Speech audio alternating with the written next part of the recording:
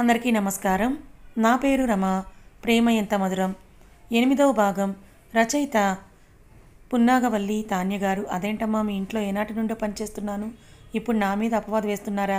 కావాలంటే మీరే రండమ్మా, అన్ని కిచెన్లోనే ఉన్నాయి, చూపిస్తాను అన్నాడు తివారి. నన్ను నమ్మండి అన్నట్టు వనజాక్షి వైపే చూసింది లిఖిత. వనజాక్షి కిచెన్లోకి వెళ్ళింది. వెనకాలే తివారి, లిఖిత కూడా వెళ్ళారు. తివారి ముందుకు వచ్చి కిచెన్లో ఉన్న చిన్న రూమ్ డోర్ ఓపెన్ చేశాడు. అన్ని ఇంగ్రీడియంట్స్తో పెద్ద పెద్ద డబ్బాలతో స్టాక్ చేసి ఉంది, చూడండమ్మా, అన్నీ ఇక్కడే ఉన్నాయి అన్నాడు తివారి. ఏమీ ఎరగని వాళ్ళ ఇలా 2 వంటగదులు ఉంటాయని ఏమాత్రం ఊహించలేదు లిఖిత.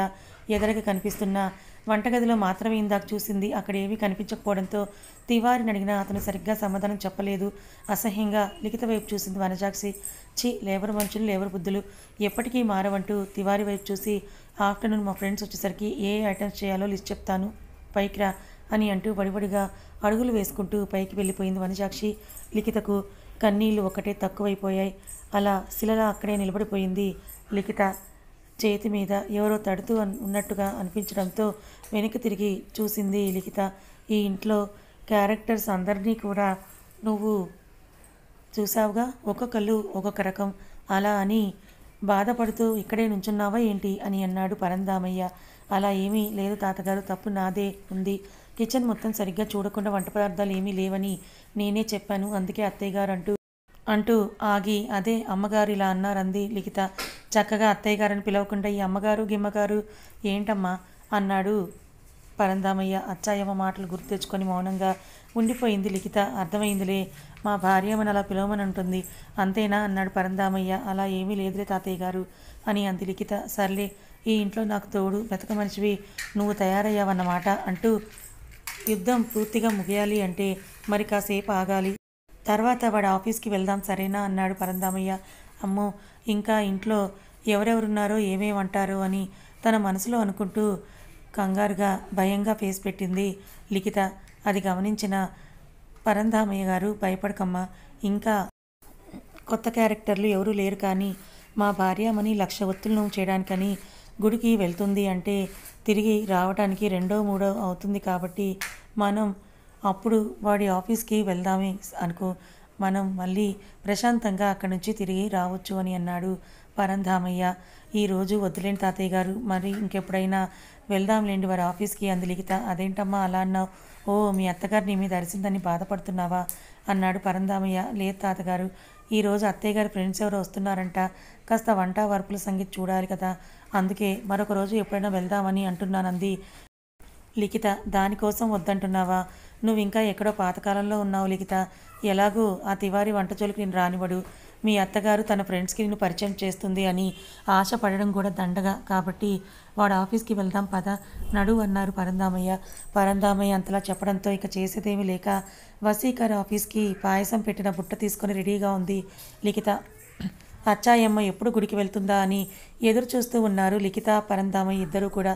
తివారి వనజాక్షి చెప్పిన మెనూ తయారు చేయడానికి తెగ వంట చేస్తూ హడావిడి పడిపోతూ ఉన్నాడు. కనకం అతనికి సహాయంగా అందిస్తూ ఉంది. అంతలో ఎర్రని టమాటా రంగు పట్టుచీర, దానికి నిండుగా ఆకుపచ్చ రంగు అంచు ఉన్న పట్టుచీర కట్టుకొని, మెడ తిరగకుండా నగలు వేసుకొని, తెల్లగా పండిన జుట్టుని ముడివేసుకొని, దానిపై కనకాంబరాలు మాల పెట్టుకొని, చేతికి నిండుగా గాజులతో రూమ్ నుండి బయటకు వచ్చింది అచ్చాయమ్మ. ఏమే, పూజ బుట్ట కార్లో పెట్టించు అంటూ అడిగింది అచ్చాయమ్మ. అలాగే అమ్మగారు అంటూ పనమ్మాయి పూజ బుట్ట తీసుకొని బయటకు వెళ్ళింది. అమ్మ వనం అంటూ కేక పెట్టింది అచ్చాయమ్మ. ఆ అమ్మ వస్తున్నా అంటూ రూమ్ నుండి బయటకు వచ్చింది వనజాక్షి. నేను గుడికి వెళ్తున్నాను, నువ్వు రావచ్చు కదే అంది అచ్చాయమ్మ. నాకు కుదరదులేమ్మా, నువ్వు వెళ్ళిరా, ఈరోజు మా క్లబ్ ఫ్రెండ్స్ వస్తున్నారు, లంచ్ చేసి అందరం కలిసి బయటకు వెళ్తున్నాం అంది వనజాక్షి. ఓ సరే అయితే నేను వెళ్తున్నాను అంది అచ్చాయమ్మ. అంతలో శాలిని తన రూమ్ నుండి బయటకు వచ్చి, అచ్చు, ఈ వీక్లో జరిగే ఫ్యాషన్ షోలో నేనే సెంటర్ ఆఫ్ అట్రాక్షన్గా ఉండాలని మీ దేవుణ్ణి కోరుకో అని అంది శాలిని. అదేంటో నాకు తిరగదు, కానీ నువ్వు కోరుకున్నవన్నీ కూడా నీకు దక్కాలని ఆ దేవుడికి నేను మొక్కుకుంటానులే అని అంది అచ్చాయమ్మ. థ్యాంక్ యూ అచ్చు, లవ్ యూ అని అంటూ మళ్ళీ తిరిగి రూమ్లోకి వెళ్ళిపోయింది శాలిని. అచ్చాయమ్మ గుడికి బయలుదేరింది. నిదానంగా రూమ్లో నుంచి బయటకు వచ్చాడు పరంధామయ్య. అచ్చాయమ్మ వెళ్ళిపోయిందని గ్రహించిన తర్వాత అమ్మ లిఖిత అంటూ పిలిచాడు పరంధామయ్య. పరంధామయ్య పిలుపు విన్న లిఖిత బుట్ట తీసుకుని బయటకు వచ్చింది. ఇక నడు, మనం వాడి ఆఫీస్కి వెళ్దాం షికార్కి అని అన్నాడు పరంధామయ్య నవ్వుతూ. లిఖిత కూడా నవ్వింది. ఏం మనరాలా చెప్పు, ఏ కారులో వెళ్దాం అని అడిగాడు పరంధామయ్య. కారులోనా తాతయ్య గారు మీరు అంటూ ఆగిపోయింది లిఖిత. నాకు కాళ్ళు లేవని ఆలోచిస్తున్నావా? డోంట్ వరీ, మన ఇంట్లో 6 డ్రైవర్స్ ఉన్నారు. నువ్వు ఏ కారులో వెళ్తావో చెప్పు, డ్రైవర్ మనల్ని తీసుకువెళ్తాడన్నాడు పరంధామయ్య. అన్ని కార్ల వైపు చూసింది లిఖిత. చివరికి బ్లాక్ స్కార్పియో వైపు చేతిని చూపిస్తూ ఆ కారులో వెళ్దాం తాతగారు అంది లిఖిత. ఓ, మై ఫేవరెట్ కార్ అంట. డ్రైవర్ని పిలిచి ఆ కార్ని తీయమని చెప్పాడు పరంధామయ్య. డ్రైవర్ 1 నిమిషం పాటు తటపటాయించి ఆ కార్ని బయటకు తీసుకొచ్చాడు. డ్రైవర్ సహాయంతో కారులో కూర్చున్నాడు పరంధామయ్య. వీల్ చైర్ని ఫోల్డ్ చేసి డిక్కీలో పెట్టి పరంధామయ్య పక్కనే కూర్చుంది లిఖిత. కార్ స్టార్ట్ చేశాడు డ్రైవర్. ఇప్పుడు చెప్పమ్మాయి, నీకు వంట వచ్చా? ఏం స్పెషల్స్ బాగా చేస్తావు అని అడిగాడు పరంధామయ్య. లిఖిత పరంధామయ్య వైపే చూసింది.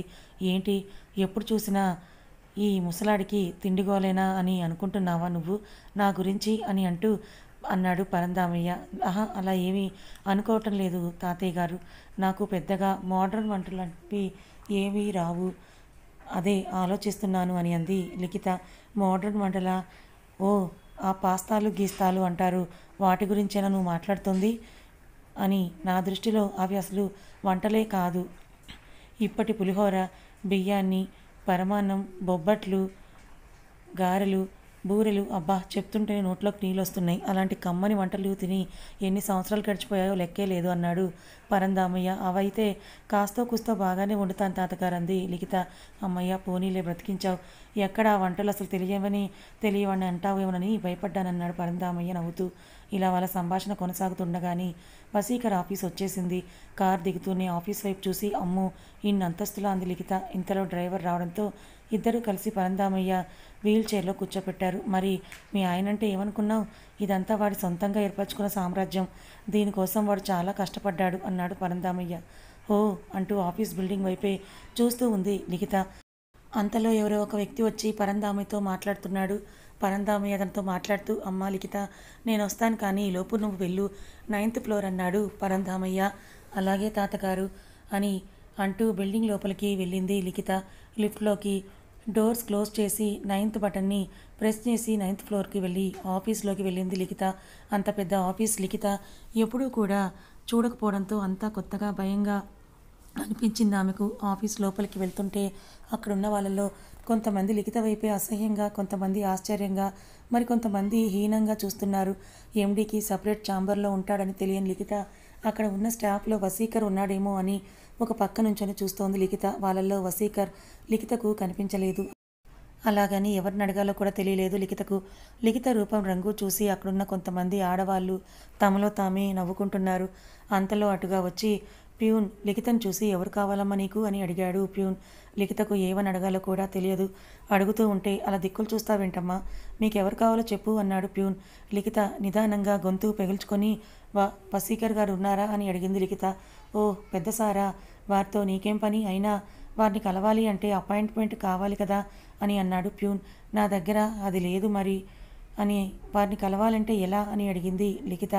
అపాయింట్మెంట్ లేకుండా సార్ని కలవడం కుదరదు, కావాలంటే అదిగో అటు చూడండి, రిసెప్షన్లో అడగండి అని అన్నాడు ప్యూన్. లిఖిత రిసెప్షన్ దగ్గరికి వెళ్ళి వసీకర్ గారిని కలవాలి, నాకు అపాయింట్మెంట్ ఇస్తారా అని అడిగింది లిఖిత బెరుకుగా. లిఖిత రూపం, ఆమె మాట తీరు చూసి లిఖితను ఎగాదిగా పైనుండి కింద వరకు చూసి, ఇలా వచ్చాలా అడిగేస్తున్నావు? సార్ అపాయింట్మెంట్ దొరకడం అంత ఈజీ అనుకున్నావా? అయినా నీలాంటి వాళ్ళని లోపలికి పంపిస్తే నా ఉద్యోగం ఊడుతుంది, మర్యాదగా బయటికి వెళ్ళు అని అంది రిసెప్షనిస్ట్. అదేంటి ఈమె ఇలా మాట్లాడుతోంది? వారిని ఆఫీస్లో కలవాలంటే ఇంత కష్టమా? అయినా నాలాంటి వాళ్ళు అని అంటుంది. అసలు నాలాంటి వాళ్ళంటే ఈమె దృష్టిలో అర్థం ఏంటో. సర్లే, ఈమెతో వాదించడం ఎందుకు, వారు బయటకు వచ్చేంత వరకు ఇక్కడే ఎదురు చూస్తే సరిపోతుంది కదా అని మనసులో అనుకుంటూ అక్కడే ఉన్న సోఫాలో కూలబడింది లిఖిత. అది గమనించిన రిసెప్షనిస్ట్, చెప్తుంటే నీకు కదా, ఎన్నిసార్లు చెప్పాలి బయటకు వెళ్ళమని? మర్యాదగా నువ్వు ఇక్కడి నుంచి వెళ్తే బాగుంటుంది, లేకపోతే సెక్యూరిటీ గార్డ్ని పిలవాల్సి వస్తుంది అని అంటూ కోపంగా బెదిరించింది ఆ రిసెప్షనిస్ట్ మాటలు దాటికి బెదిరిపోయి సోఫాల నుంచి లేచి నిలబడింది లిఖిత. రత్నతో ఏదో విషయం గురించి మాట్లాడుతూ యథాలాపంగా సీసీటీవీ ఫుటేజ్లో రిసెప్షన్ దగ్గర జరిగేది చూసిన వసీకర్ ఒక్క ఉదుటలో అక్కడి నుంచి బయటికి వచ్చాడు. సడన్గా బయటికి వచ్చిన ఎండీని చూస్తూ ఆఫీస్లో ఉన్న స్టాఫ్ మొత్తం సీరియస్గా వర్క్లో నిమగ్నమయ్యారు. వాట్ నాన్సెన్స్, ఏం చేస్తున్నావో నీకు తెలుస్తుందా అంటూ అరిచాడు వసీకర్. వసీకర్ గొంతు విని వెనక్కి తిరిగి చూసింది రిసెప్షనిస్ట్. సార్, ఈమె ఎవరో ఎంత చెప్పినా వినకుండా మిమ్మల్ని కలవడానికి అపాయింట్మెంట్ అడుగుతుంది. కుదరదని చెప్తే బయటికి వెళ్లకుండా ఇక్కడే కూర్చుంది రిసెప్షనిస్ట్. లిఖితకు ఇదంతా చాలా అవమానంగా అనిపించి తలదించుకుంది. అది గమనించిన వసీకర్ లిఖిత దగ్గరికి వచ్చి ఆమె భుజాల చుట్టూ చేతులు వేసి దగ్గరికి లాక్కుంటూ షీ ఈజ్ మై వైఫ్ లిఖిత అన్నాడు వసీకర్. ఆఫీస్ స్టాఫ్ బుర్రల్లో తిరుగుతున్న చాలా ప్రశ్నలకు సమాధానంగా ఆ మాట వింటూనే అక్కడ ఉన్న చాలామంది నివ్వెరపోయారు. వాళ్ళందరితో పాటు లిఖిత కూడా కాస్త ఆశ్చర్యపడింది ఆ సంఘటనతో. అందరి మొహాల్లో కత్తి వేటుకు నెత్తురు చుక్క కూడా లేదు. వసీకర్ వెనుకగా ఉన్న రత్న స్నేహితుడి వైపు మెచ్చుకోలుగా చూశాడు. రిసెప్షనిస్ట్కు పరిస్థితి కొంత అర్థమయ్యి అర్థం కానట్టుగా ఉండి ఎలాగోలా తన గొంతు పెంచుకొని సారీ సార్ అని మాత్రం అంది. ఆమె అలా అనేసరికి ఆమె వైపే నిరసనగా ఒక చూపు విసిరి లిఖితను తన క్యాబిన్ వైపే నడిపించుకుంటూ తీసుకుని వెళ్ళాడు వసీకర్. వారి వెంటే రత్న కూడా లోపలికి వెళ్ళాడు. అక్కడున్న కుర్చీలో కూర్చోమని అన్నట్లుగా సైగ చేశాడు వసీకర్. మౌనంగా అక్కడున్న చైర్లో కూర్చుంది లిఖిత. అబ్బా చూడు వసి, ఆ రోడ్డు మీద వెళ్తున్న ఆమె ఎంత అసహ్యంగా ఉందో. కట్టుకున్న చీరకి వేసుకున్న బ్లౌజ్కి అసలు ఏమాత్రమైనా మ్యాచింగ్ ఉందా? అసలు కొంతమంది ఆడవాళ్ళని చూస్తుంటే నాకు పలు ఆశ్చర్యంగా ఉంటుంది. కనీసం మినిమం బ్యూటీ బేసిక్స్ కూడా తెలియకుండా అసలు అట్లా ఎట్లా ఉంటారో ఏంటో అనిపిస్తోంది. వాళ్ళ మాటలు ఎలా ఉన్నా వాళ్ళ వల్ల వాళ్ళ లైఫ్ పార్ట్నర్స్కి నలుగురిలో ఎంత చిన్నతనంగా ఉంటుందో ఆ మాత్రం ఆలోచించుకోరు ఏంటో అంటూ చిరాగ్గా మొహం పెట్టిన ఆమె వైపే చూస్తూ ఆమెలో ఉన్న మరో కొత్త మనిషిని అబ్బురంగా చూశాడు వసీకర్. ఎందుకు గుర్తొచ్చిందో తెలియదు కానీ ఏనాటి సంఘటన ఇప్పుడు సడన్గా వసీకర్లో మెదడులో అలా మెరిసి మాయమైంది. ఎంతసేపటికి వసీకర్ మాట్లాడకపోయేసరికి లిఖిత కూడా మౌనంగానే కూర్చుంది. ఇదంతా గమనించిన రత్న మా చెల్లిని ఎదురుగా పెట్టుకొని నీ పరధ్యానం ఏంట్రా అన్న రత్న గొంతు విని వసీకర్ లిఖిత ఇద్దరు కూడా వెనక్కి తిరిగారు. కుప్పం దగ్గర నుంచొని అమెరికాని కొనేసి ఇండియా గవర్నమెంట్కి బహుమతిగా ఎలా ఇవ్వాలి అని ఆలోచిస్తున్నావా ఏంట్రా అని అన్నాడు రత్న నవ్వేస్తూ. అప్పటికి కానీ ఆలోచన నుండి తేరుకోలేదు వసీకర్. ఎలా ఉన్నారన్నయ్య అని అడిగింది లిఖిత. బాగున్నాన్రా, నువ్వేంటి ఇలా వచ్చావు? మా వాడు పనిచేస్తున్నాడా లేక లేడీ ఎంప్లాయీస్తో ముచ్చట్లు పెడుతున్నాడని ఎంక్వైరీకి వచ్చావా అన్నాడు రత్న. అబ్బబ్బే అలా ఏం లేదన్నయ్య, అది అది అంటూ ఏం చెప్పాలో తెలియక మాటలు వెతుకుతోంది లిఖిత. అంతలో రత్న దృష్టి లిఖిత టేబుల్పై పెట్టిన బుట్టపై పడింది. ఇదేంటమ్మా, మా వాడి కోసం స్పెషల్గా ఏమైనా తెచ్చావా అడిగాడు రత్న. అది పాయసం చేశాను, అందుకే వారి కోసం తీసుకొచ్చానంది లిఖిత మొహమాటంగా. ఓ, అయితే ఇది ఓన్లీ శ్రీవారి కోసం మాత్రమే అన్నమాట అని అన్నాడు రత్న. అయ్యో భలేవారే అన్నయ్య, మీకోసం కూడా రండి అని తిని ఎలా ఉందో చెబుదురు కానీ అంది లిఖిత ఉత్సాహంగా. మాట అయితే అంది కానీ వసీకర్ ఏమంటాడో అని అనిపించి నిదానంగా అతని వైపే చూసింది లిఖిత. అది గమనించిన వసీకర్ తన మూడ్ని కాస్త మార్చుకొని చిన్నగా నవ్వి ప్యూన్ని పిలిచి లిఖిత తెచ్చింది సర్వ్ చేయమని చెప్పాడు. ప్యూన్ ఆ బుట్ట తీసుకుని వసీకర్ రూమ్కి అటాచ్ చేయి ఉన్న మరో చిన్న రూమ్లోకి వెళ్ళి 5 నిమిషాల్లో చిన్న చిన్న బౌల్స్లో పాయసం వేసి వసీకర్కు రత్నకు అందించాడు. అంతలో ఏదో గుర్తొచ్చినట్టుగా అవును మీ చెయ్యి ఎలా ఉందన్నయ్యా అని అడిగింది లిఖిత. పర్వాలేదమ్మా, కాస్త నొప్పిగా ఉందంతే అన్నాడు రత్న పాయసం నోట్లో పెట్టుకుంటూ. ఆత్రంగా రత్న వైపు చూసింది లిఖిత. తింటూనే చూపుడు వేలు బొటన వేలు దగ్గరకు చేసి సూపర్గా ఉందమ్మా అన్నాడు రత్న చిన్నగా నవ్వుతూ.